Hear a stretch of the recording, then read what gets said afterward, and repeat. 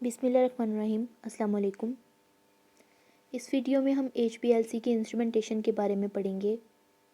जैसा कि हम जानते हैं कि HPLC stands for high performance liquid chromatography. ये क्रोमेटोग्राफिक टेक्निक है जिसमें हम सैंपल के कंपोनेंट्स को सेपरेट करवाते हैं। सबसे पहले ब्लॉक डायग्राम देखते हैं। इस ब्लॉक डायग्राम में सबसे पहले रेगुलेटिंग हीलियम सोर्स है। इसके बाद सॉल्वेंट रेजर्वोयर आते हैं। ये सॉल्वेंट रेजर्वोयर्स एक या एक से ज़्यादा हो सकते हैं। अगर तो हम 2 सॉल्वेंट्स यूज़ कर रहे हों तो हम कहेंगे ये बाइनरी रेजर्वोयर सिस्टम है, और अगर हम 4 सॉल्वेंट यूज़ कर रहे हों तो हम कहेंगे कि ये क्वाटरनरी रेजर्वोयर सिस्टम है। ये सॉल्वेंट वेसल्स डी-गैसर के साथ अटैच होती हैं। नाम से ही जाहिर है, डी-गैसर मतलब रिमूवल ऑफ गैसिंग। डी-गैसर सॉल्वेंट में मौजूद गैसेस का रिमूवल करवाता है और इस प्रोसेस को हम डी-गैसिंग कहते हैं। अब ये रिमूवल वैक्यूम पंप की मदद से किया जाता है। वैक्यूम पंप सॉल्वेंट में मौजूद एयर को या गैसेस को सक कर लेता है और इससे सॉल्वेंट से रिमूव करवा देता है। अब कुछ HPLC इंस्ट्रूमेंटेशन में रेगुलेटेड हीलियम सोर्स यूज़ किया जाता है। सब में नहीं, लेकिन कुछ में रेगुलेटेड हीलियम सोर्स यूज़ किया जाता है। हीलियम चूँकि इनर्ट होती है तो ये सॉल्वेंट के साथ केमिकली रिएक्ट नहीं करती, सिर्फ सॉल्वेंट में मौजूद डिज़ोल्व्ड गैसेस को बबल्स की फॉर्म में सॉल्वेंट से रिमूव करवा देती है। गैसेस बबल आउट हो जाती हैं सॉल्वेंट से। जब हम हीलियम पास करवाते हैं रेजर्वोयर से। डीगैसिंग के बाद हमारा सॉल्वेंट प्रोपोर्शनिंग वॉल्व की तरफ जाता है। इसे हम सॉल्वेंट मिक्सिंग वॉल्व भी कहते हैं। सॉल्वेंट मिक्सिंग वॉल्व तमाम सॉल्वेंट्स को एक ख़ास प्रोपोर्शन में मिक्स करता है और हमारे पास एक होमोजीनस सा मोबाइल फेस आ जाता है। ये मोबाइल फेस फिर HPLC पंप की तरफ जाता है। जैसे कि तमाम पंप्स प्रेशर प्रोड्यूस करके लिक्विड्स को ट्रांसफ़र करवाते हैं, इसी तरह HPLC पंप में भी प्रेशर प्रोड्यूस करवाया जाता है, जिसकी मदद से मोबाइल फेस को आगे की तरफ कॉलम की तरफ धकेला जाता है। कुछ HPLC इंस्ट्रूमेंट में पल्स डैम्पर भी होते हैं। जैसा कि प्रेशर से मोबाइल फेस को आगे मूव करवाया जाता है, तो इस वजह से पल्सेशन प्रोड्यूस हो जाती है फ्लो में, मोबाइल फेस के फ्लो में। इस पल्सेशन को मूव करने के लिए, डैम्प करने के लिए पल्स डैम्पर का इस्तेमाल किया जाता है। इसके बाद मोबाइल फेस प्री कॉलम की तरफ जाता है। HPLC में 2 किस्म के कॉलम इस्तेमाल होते हैं, एक प्री कॉलम और दूसरा एनालिटिकल कॉलम। जो प्री कॉलम है उसे गार्ड कॉलम भी कहते हैं। यह एनालिटिकल कॉलम से छोटा होता है। दोनों कॉलम्स की ट्यूबिंग स्टेनलेस स्टील से ही होती है, ज़्यादातर स्टेनलेस स्टील से होती है। इसके अलावा ग्लास या फिर किसी पॉलीमर से भी की जाती है, लेकिन ज़्यादातर ट्यूबिंग स्टेनलेस स्टील से होती है। अब जो प्री कॉलम है, जिसे हम गार्ड कॉलम भी कहते हैं, उसकी पैकिंग भी वैसी ही होती है जैसे एनालिटिकल कॉलम की होती है, लेकिन इसका पर्पस ये होता है कि ये मोबाइल फेस में मौजूद इम्प्योरिटीज़ और कंटेमिनेंट्स को रिमूव करवा देता है और हमारे पास इम्प्योरिटी फ्री मोबाइल फेस आ जाता है। ये इम्प्योरिटी फ्री यानी कि ये कंडीशनिंग करवाता है मोबाइल फेस की। ये impurity free mobile face next flow splitting valve की तरफ जाता है। फ्लो स्प्लिटिंग वॉल्व जितनी अमाउंट में हमें मोबाइल फेस रिक्वायर होता है वो एनालिटिकल कॉलम की तरफ भेज देता है, और जो सरप्लस वेस्ट मोबाइल फेस है वो वेस्ट की फॉर्म में रिमूव करवा देता है। नेक्स्ट आता है सैंपल इंजेक्शन सिस्टम। जिस सैंपल के कंपोनेंट्स को हमने सेपरेट करना होता है, उस सैंपल को हम सैंपल इंजेक्शन सिस्टम के थ्रू इंजेक्ट करवाते हैं और यहाँ से उसे एनालिटिकल कॉलम में भेज देते हैं। अब हमारे एनालिटिकल कॉलम में स्टेशनरी फेज़ है पैकिंग की फॉर्म में, जो कि सिलिका जेल हो सकती है, एलुमिना हो सकता है, या फिर कोई लिक्विड हो सकता है जो कि एड्जॉर्ब हो किसी सॉलिड के ऊपर। तो एड्जॉर्प्शन का फिनोमेना ही एड्जॉर्प्शन क्रोमेटोग्राफी का फिनोमेना ही इस्तेमाल होता है, और कंपोनेंट्स को, मिक्सचर के कंपोनेंट्स को सेपरेट किया जाता है। अब हमारे इस एनालिटिकल कॉलम में, जिसे हम सेपरेटिंग कॉलम भी कहते हैं, हमारे पास स्टेशनरी फेज़ है, मोबाइल फेज़ है, और हमारा सैंपल है।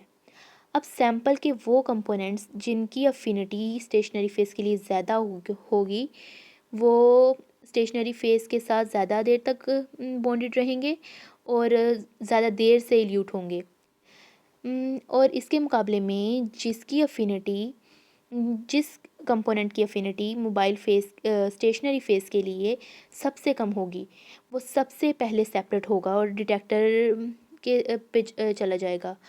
डिटेक्टर सिग्नल प्रोड्यूस करवाएगा और रिकॉर्डर की तरफ भेज देगा। रिकॉर्डर क्रोमेटोग्राम की फॉर्म में कुछ पीक्स हमें शो करवाएगा, जिससे हमें उस कंपोनेंट का पता चल जाएगा। इस तरह तमाम कंपोनेंट बारी बारी डिटेक्टर पर आते जाएंगे और रिकॉर्डर की तरफ डिटेक्टर सिग्नल भेजता जाएगा। इस तरह हमारे पास जो क्रोमेटोग्राम होगी, वो हमें उन कंपोनेंट्स के बारे में बता देगी कि वो कंपोनेंट्स कौन कौन से हैं, सेपरेट कर देगी मिक्सचर के कंपोनेंट्स को। इस तरह हम मिक्सचर के कंपोनेंट्स को आइडेंटिफाई, क्वांटिफाई और सेपरेट कर सकते हैं। ये ब्लॉक डायग्राम थी HPLC इंस्ट्रूमेंट की। अब इस पूरी इंस्ट्रूमेंटेशन के तमाम पार्ट्स को हम डिटेल में आगे देखते हैं।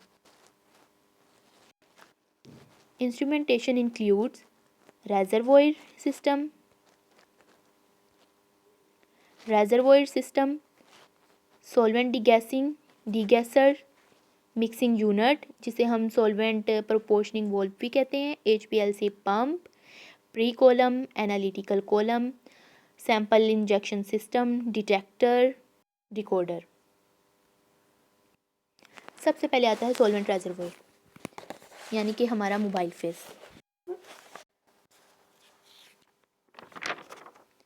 प्रॉपर्टीज़ देखते हैं सॉल्वेंट रेजर्वोयर की। सॉल्वेंट में क्या क्या प्रॉपर्टीज़ होनी चाहिए?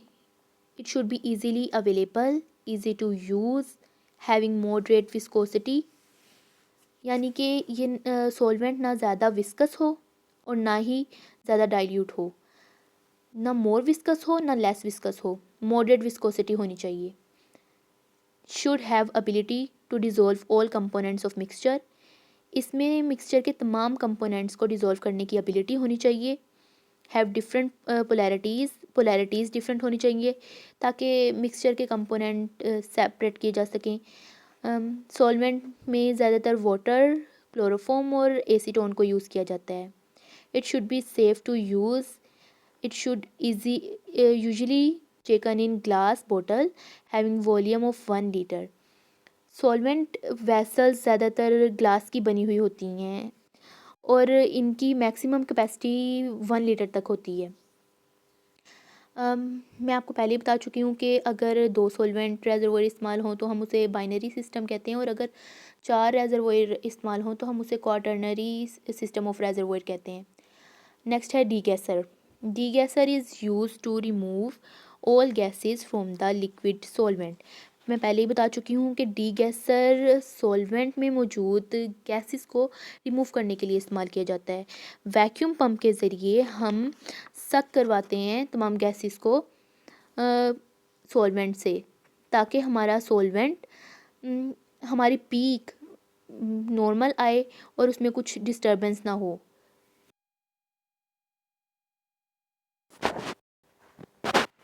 नेक्स्ट है pumps in HPLC। Requirement for a pump. Pump बहुत मेजर पार्ट होता है HPLC इंस्ट्रूमेंट का। इसकी रिक्वायरमेंट्स ये हैं: generation of pressure to about 6000 PSI। Pump 1000 PSI से 6000 PSI तक प्रेशर जनरेट कर सकता है। और all materials in the pump should be chemically resistant to the solvent. Pump में का जो मटेरियल है वो इस नेचर का होना चाहिए कि वो केमिकली रिएक्ट ना करे सॉल्वेंट के साथ और रेजिस्टेंट हो। Should give pulse free output. Flow rate ranging from 0.1 to 10 millilitre पर मिनट। आइडियल पंप को 0.1 से 10 मिलीलीटर पर मिनट तक फ्लो रेट मेंटेन करना चाहिए और इसे पल्स फ्री आउटपुट देनी चाहिए। Should be capable of taking the solvent from a single reservoir or more then one रेजर्वोयर। इसमें एबिलिटी होनी चाहिए कि ये एक साथ एक या एक से ज़्यादा रेजर्वोयर से सोलवेंट लेकर उसे आगे कॉलम की तरफ भेज सके, प्रेशर के साथ कॉलम की तरफ भेज सके। अब मैं आपको पहले बता चुकी हूँ कि पंप 1000 से 6000 psi तक प्रेशर जनरेट कर सकता है और पंप का प्रेशर 3 फैक्टर्स पर डिपेंड करता है। नंबर 1 फैक्टर है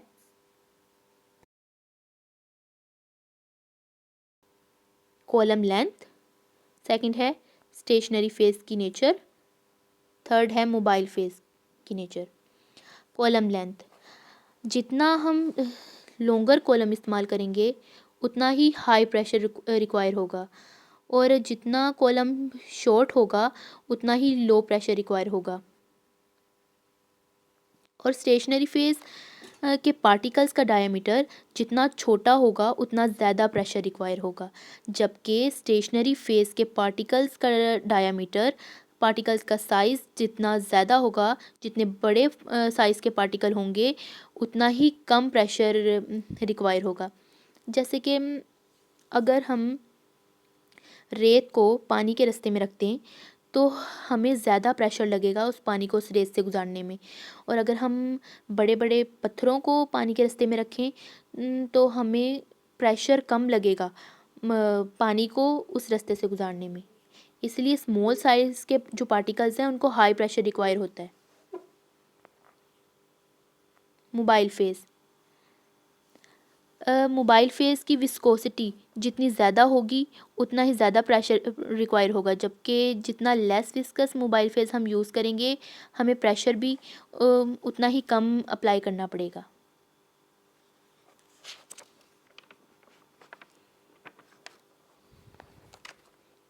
नेक्स्ट है कैटेगरीज ऑफ पंप। पंप को हम प्रेशर के लिहाज से 2 कैटेगरीज़ में डिवाइड करते हैं, एक है कांस्टेंट प्रेशर पंप और दूसरा है constant flow pump. Constant pressure pump में प्रेशर कांस्टेंट रखा जाता है और फ्लो रेट चेंज होता रहता है, जबकि कांस्टेंट फ्लो पंप में फ्लो कांस्टेंट होता है, फ्लो रेट कांस्टेंट होता है और प्रेशर चेंजेबल होता है। पंप्स की टाइप्स देखते हैं। आमतौर पर HPLC में 3 किस्म के पंप इस्तेमाल होते हैं। एक है डिस्प्लेसमेंट पंप जिसे हम स्क्रू ड्राइवन सिरिंज पंप भी कहते हैं। नेक्स्ट है रेसिप्रोकेटिंग पंप, उसके बाद आता है न्यूमेटिक पंप। सबसे पहले देखते हैं डिस्प्लेसमेंट पंप। इनमें सबसे ज़्यादा commonly used pump reciprocating pump है। फर्स्ट है displacement pump. It consists of large syringe-like chamber equipped with the plunger activated by a screw-driven mechanism powered by a stepping motor. Motor के ज़रिए screw driven mechanism के ज़रिए mobile face को pump किया जाता है कॉलम की तरफ।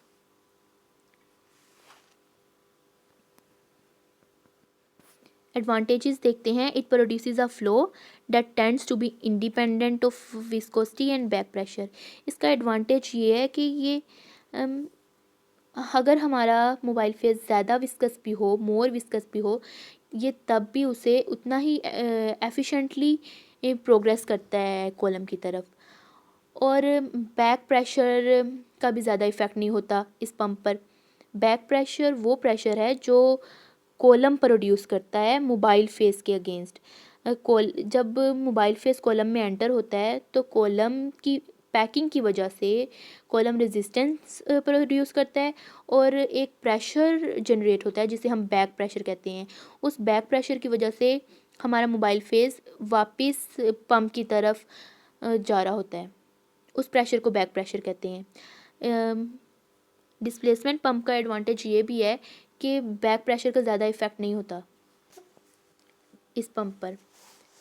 डिसएडवांटेज इसका ये है कि it has a limited solvent capacity, इसकी सॉल्वेंट कैपेसिटी बहुत कम होती है, कम अमाउंट में सॉल्वेंट इसमें आ सकता है।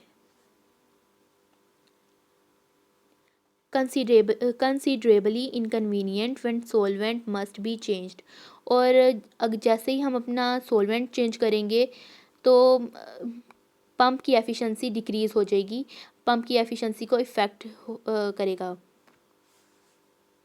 इसकी डायग्राम देखें तो सबसे पहले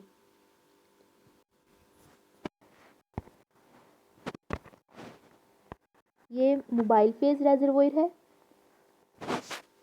ये ड्राइव कंट्रोल है, manual rewind, fast refill motor, piston drive motor, और ये कॉलम। जब हमारा मोबाइल फेज इस रेजर्वोयर में आता है तो ये स्क्रू ड्राइवन मैकेनिज़्म के ज़रिए आगे की तरफ प्रोग्रेस करता है। हमारा ड्राइव कंट्रोल और मोटर इस तरह इस कॉइल को मूव करवाती हैं कि हमारा मोबाइल फेस आगे की तरफ मूव करता है, और मूव कर कर ये प्रेशर के साथ कॉलम की तरफ जाता है। नेक्स्ट पंप है reciprocating pump. This pump transmits alternative pressure to the solvent via flexible diaphragm which in turn is hydrostatically pumped by a reciprocating pump. इस पंप में एक फ्लेक्सिबल डायाफ्राम यूज़ होता है जो कि एक पिस्टन के तौर पर एक्ट करता है और उस आगे और पीछे मूव करता है। उसकी बैकवर्ड और फॉरवर्ड मूवमेंट के ज़रिए मोबाइल फेज चैम्बर में आता है, और जब वो बैकवर्ड मूव करता है तो उससे उस मोबाइल फेस को कॉलम की तरफ धकेल दिया जाता है। ये सबसे ज़्यादा कॉमनली यूज्ड पंप है रेसिप्रोकेटिंग पंप। इसके एडवांटेजेस देखते हैं। Have internal volume of 35 to 400 microlitre. हमने ऊपर देखा कि डिस्प्लेसमेंट पंप में मोबाइल फेस रेजर्वोयर का वॉल्यूम बहुत कम होता है, बहुत थोड़ा सॉल्वेंट आता है उसमें, जबकि रेसिप्रोकेटिंग पंप में काफ़ी अमाउंट में सॉल्वेंट आ सकता है। Higher output pressure up to 10,000 psi। इसका सबसे बड़ा एडवांटेज ये है कि ये 10,000 psi तक प्रेशर जनरेट कर सकता है। Large solvent capacities and constant flow rate independent of back pressure and solvent viscosity. ये कांस्टेंट फ्लो रेट प्रोड्यूस करता है, बैक प्रेशर का इफेक्ट भी कम होता है, और सॉल्वेंट विस्कोसिटी भी इसकी एफिशिएंसी को ज़्यादा इफेक्ट नहीं करती। डिसएडवांटेज इसका ये है कि produces a pulse flow which is damped because pulse appear as baseline noise on the chromatogram.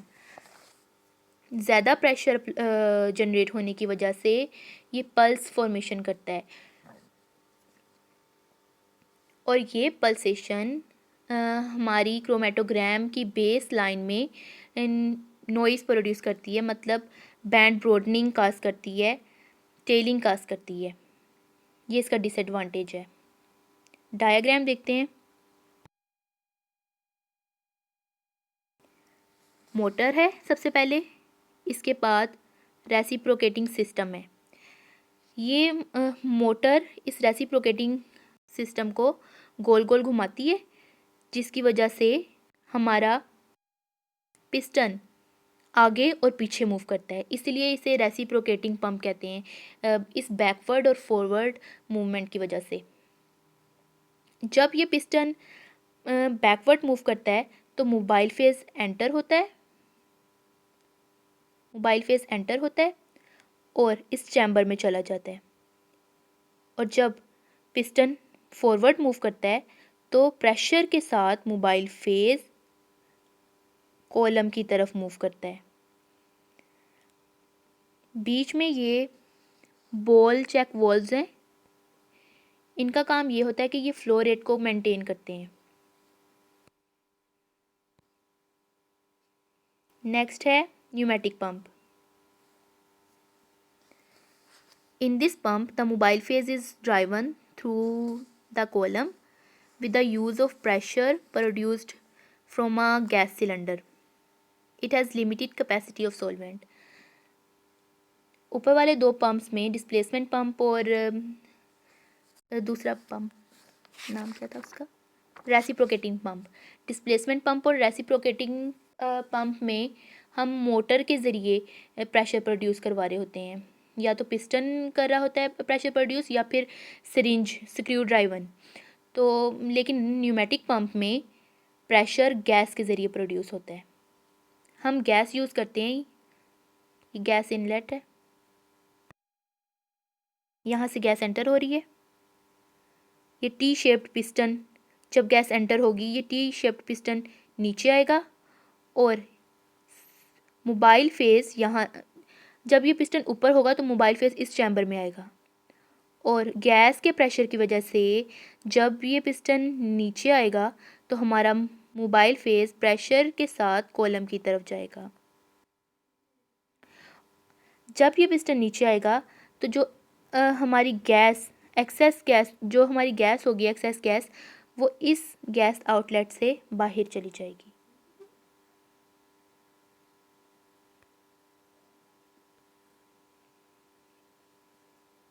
Next है कॉलम्स. मैं आपको पहले बता चुकी हूँ कि HPLC इंस्ट्रूमेंट में दो किस्म के कॉलम इस्तेमाल होते हैं. एक है प्री कॉलम जिसे हम गार्ड कॉलम भी कहते हैं और दूसरा है एनालिटिकल कॉलम जिसे हम सेपरेटिंग कॉलम भी कहते हैं. कॉलम को HPLC का हार्ट कहा जाता है क्योंकि सेपरेशन इन्हीं कॉलम्स में होती है. अब जो प्री कॉलम है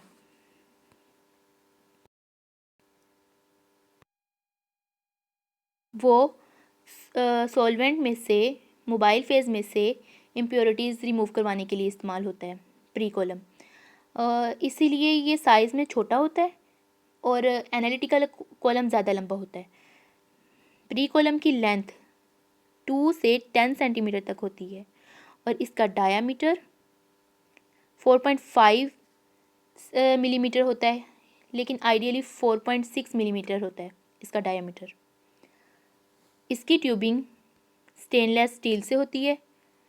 बहुत कम केसेस में, बहुत कम कॉलम्स में ग्लास और पॉलीमर्स के ज़रिए भी ट्यूबिंग होती है, लेकिन ज़्यादातर स्टेनलेस स्टील की ट्यूबिंग होती है क्योंकि स्टेनलेस स्टील इनर्ट होती है और ज़्यादा प्रेशर भी बर्दाश्त कर लेती है. गार्ड कॉलम के इस्तेमाल से हमारा जो इंस्ट्रूमेंट है वो ज़्यादा बेटर फंक्शन करता है क्योंकि प्री कॉलम इस्तेमाल करने से जो हमारा एक्चुअल कॉलम, जो हमारा एनालिटिकल कॉलम है, वो इम्प्योरिटीज़ की वजह से ख़राब नहीं होता. और अगर ख़राब होता है तो ये प्री कॉलम होता है और इसे हम इजीली चेंज कर सकते हैं क्योंकि ये उससे लेस एक्सपेंसिव है.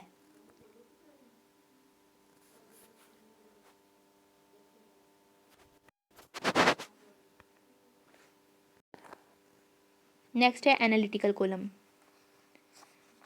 ये मेन कॉलम है HPLC में, इसे सेपरेटिंग कॉलम भी कहते हैं. गार्ड कॉलम से ज़्यादा लंबा होता है. इसकी लेंथ 10 से 30 सेंटीमीटर तक होती है और इसका डायामीटर भी 4.6 मिलीमीटर तक होता है. पैकिंग दोनों कॉलम में तकरीबन सेम होती है. इसका इंटरनल डायामीटर 4.6 मिलीमीटर होता है जबकि एक्सटर्नल डायामीटर 1.4 इंचज़ या 6.35 मिलीमीटर होता है.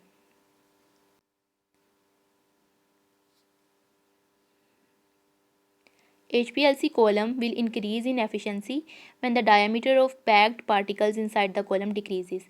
जितने स्मॉल साइज्ड कम डायमीटर के पार्टिकल हम यूज़ करेंगे उतनी ही ज़्यादा हमारी कॉलम की एफिशिएंसी इंक्रीज़ होगी. तो एनालिटिकल कॉलम में सैंपल के कंपोनेंट्स की एक्चुअल सेपरेशन होती है. हम कॉलम की पैकिंग देखते हैं. Column packing. Packing is the term used for stationary phase field in the column. Column में मौजूद स्टेशनरी फेज को हम पैकिंग कहते हैं। Characteristic of stationary phase, stationary phase should be inert, easily available, less expensive, diameter particle size should be small, having large surface area। Stationary phase के जो particles का diameter है वो कम होना चाहिए, स्मॉल साइज्ड पार्टिकल्स होने चाहिए, फाइनली डिवाइडेड पार्टिकल्स होने चाहिए, जिसकी वजह से सरफेस एरिया इंक्रीज़ होता है और कॉलम की एफिशिएंसी भी इंक्रीज़ होती है। कॉलम की टाइप्स देखें, पैकिंग की टाइप्स देखें तो फर्स्ट टाइप है स्टायरीन डाइविनाइल कोपॉलीमर, ये एक रेजिन है। स्टायरीन डाइविनाइल कोपॉलीमर, इसको जब हम यूज़ करते हैं तो आयन एक्सचेंज मेथड या साइज एक्सक्लूजन मेथड के ज़रिए सेपरेशन होती है कंपोनेंट्स की। नेक्स्ट टाइप है porous layer beads. The diameter of porous layer bead ranges from 30 to 50 micrometer. porous layer beads नाम से ही जाहिर है कि बीड की फॉर्म में होंगे, ये गोल फॉर्म में, और इनके दरमियान पोर्स होंगे और इनका डायमीटर 30 से 50 माइक्रोमीटर तक होता है। It is used in size exclusion chromatography, ये size exclusion chromatographic method use करती है सेपरेशन के लिए। नेक्स्ट है porous silica gel, most commonly used stationary phase, approximate diameter is 10 micrometer. सबसे ज़्यादा यूज़ होने वाला स्टेशनरी फेज है ये सिलिका जेल और इसके पार्टिकल्स का डायमीटर 10 माइक्रोमीटर तक होता है। ये थी कॉलम की पैकिंग। नेक्स्ट हम देखते हैं sample injection system. Sample injection system के दो कंपोनेंट्स हैं, एक सैंपल वॉल्व और दूसरा सिरिंज। टाइप्स देखें तो मैनुअल इंजेक्टर्स की अगर हम बात करें तो मैनुअल इंजेक्टर्स की 3 टाइप्स हैं, septum injector system, stop flow injectors, Rheodyne injectors. इसमें से most widely used injectors Rheodyne injectors हैं। आजकल ऑटो सैम्पलर भी यूज़ हो रहे हैं सैम्पलिंग के लिए। उनको सिर्फ हम इंस्ट्रूमेंट के अंदर प्लेस कर देते हैं और फिर खुद ही सैंपल एक रिक्वायर्ड अमाउंट में, एक ख़ास अमाउंट में सैंपल सेलेक्ट किया जाता है और उसे कॉलम की तरफ सेंड कर दिया जाता है। उसमें हमें किसी सिरिंज का और खुद से सैंपल इंजेक्ट करना नहीं पड़ता। इन तमाम टाइप्स को देखते हैं। फर्स्ट है septum injector, used for injecting a sample through rubber septum. This kind of injector cannot be commonly used since the sample has to withstand high pressure. Septum injector में एक रबर का septum इस्तेमाल किया जाता है। उस rubber को column के पाइप पर, इंस्ट्रूमेंट के पाइप पर फिट किया होता है और सिरिंज की मदद से सैंपल को इंजेक्ट करते हैं। ये एक प्रीमिटिव इंजेक्टर है, आजकल ज़्यादा इस्तेमाल में नहीं है। नेक्स्ट है स्टॉप फ्लो इंजेक्टर। नाम से ही पता चल रहा है कि इस इंजेक्टर में सबसे पहले को इस्तेमाल करने से पहले मोबाइल फेस को स्टॉप कर दिया जाता है, मोबाइल फेस का फ्लो रोक दिया जाता है। उसके बाद सैंपल इंजेक्ट किया जाता है सिरिंज से और फिर दोबारा से मोबाइल फेस का फ्लो शुरू करवा दिया जाता है।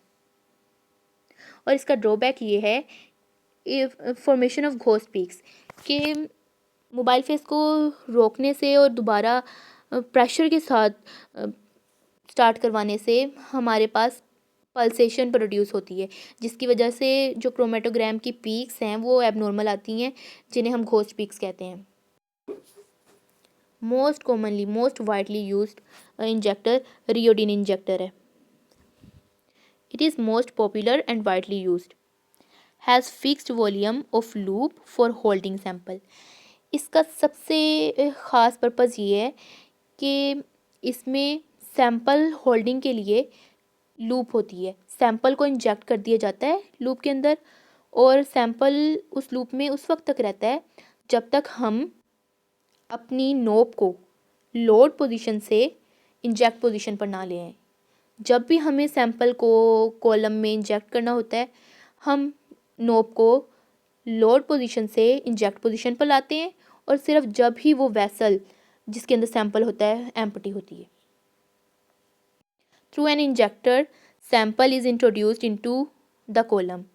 इंजेक्टर की मदद से ही कॉलम में सैम्पल डाला जाता है। The injector is positioned just before the inlet of column. और ये इंजेक्टर कॉलम के बिल्कुल इनलेट पर सिरे पर मौजूद होता है।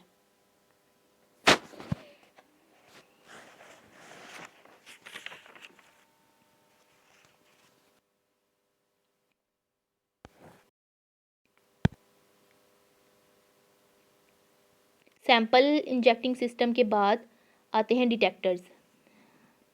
सैम्पल के कंपोनेंट्स जब एनालिटिकल कॉलम में सेपरेट होते हैं तो वो डिटेक्टर के ऊपर फॉल करते हैं। डिटेक्टर उन्हें डिटेक्ट करता है और रिकॉर्डर की तरफ सिग्नल भेज देता है। वो रिकॉर्डर कंप्यूटर पर क्रोमेटोग्राम की फॉर्म में सिग्नल पीक्स शो करता है। It is the instrument use to determine the component of mixture. Types, detector की टाइप्स देखें तो पहली टाइप है bulk property detector, use to determine the nature of component of mixture on the basis of physical properties. Bulk property detector में component की physical properties के ज़रिए detect किया जाता है कि कंपोनेंट कौन कौन सा कंपोनेंट है। इसकी ही एक टाइप है refractive index detector. When light passes through component it diffract at specific angles called refractive index. It is different for different components. जब लाइट कंपोनेंट में से गुजारी जाती है तो वो डायफ्रैक्ट करती है मुख्तलिफ एंगल्स पर। इन एंगल्स को रिफ्रैक्टिव इंडेक्स कहते हैं और हर कंपोनेंट के लिए रिफ्रैक्टिव इंडेक्स डिफरेंट होता है। इस तरह स्टैंडर्ड के साथ मैच किया जाता है और कंपोनेंट को डिटेक्ट किया जाता है कि सैम्पल का ये कंपोनेंट क्या है। नेक्स्ट डिटेक्टर है solute property detector. Solute property detector में सोल्यूट यानी सैम्पल की के कंपोनेंट की प्रॉपर्टीज़ की मदद से उन्हें डिटेक्ट किया जाता है। UV detector most commonly used detector है। इसके अलावा फ्लोरेसेंस डिटेक्टर भी इस्तेमाल होता है। फ्लोरेसेंस डिटेक्टर में फ्लोरेसेंस की मदद से सैम्पल फ्लोरोफोर, अगर तो सैम्पल हम के कंपोनेंट फ्लोरोफोर हैं तो वो सर्टन रेडिएशंस इमिट करेंगे।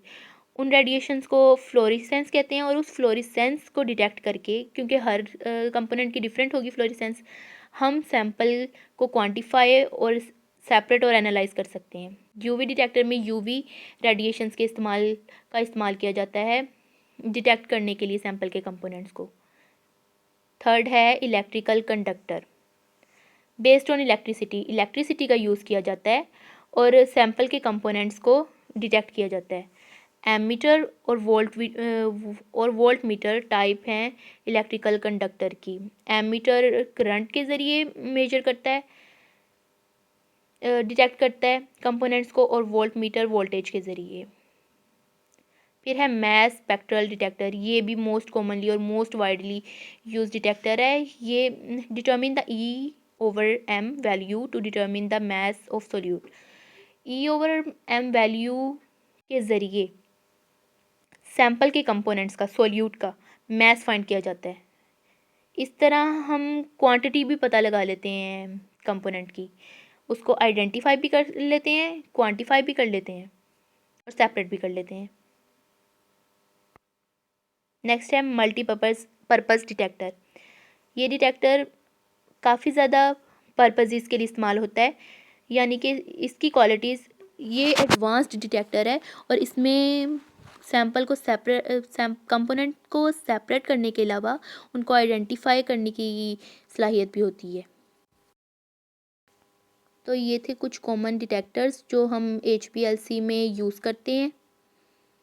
डिटेक्टर सिग्नल रिकॉर्डर पर भेजता है और क्रोमेटोग्राम की फॉर्म में हमें हमारे पीक्स मिलती हैं, जिसकी वजह से हम कंपोनेंट सैंपल के कंपोनेंट्स को एनालाइज कर लेते हैं। How HPLC instrument work. HPLC instrument की वर्किंग देखते हैं एक बार दोबारा। सबसे पहले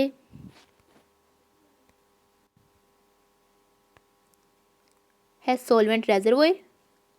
सॉल्वेंट एक भी हो सकता है, दो भी, दो से ज़्यादा भी, चार भी। उसके बाद आता है डीगैसर। डीगैसर गैसेस रिमूव करवाता है।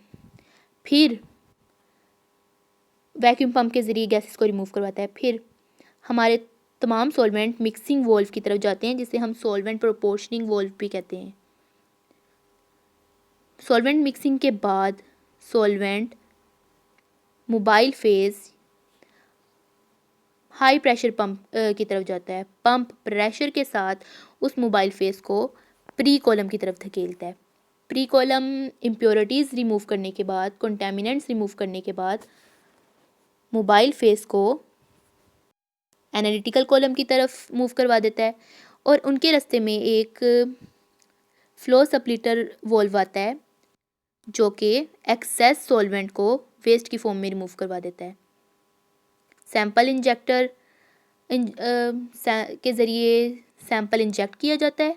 जिस सैंपल के कंपोनेंट्स हमने सेपरेट करने हों उसे इंजेक्ट किया जाता है।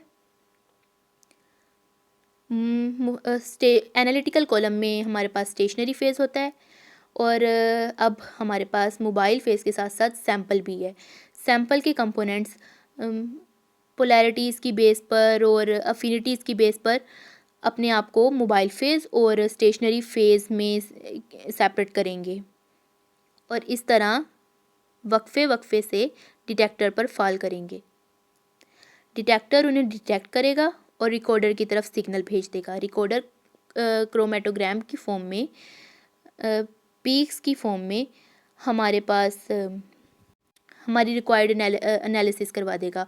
इस तरह हम सैंपल के कंपोनेंट्स को डिटेक्ट, आइडेंटिफाई और क्वांटिफाई कर लेंगे।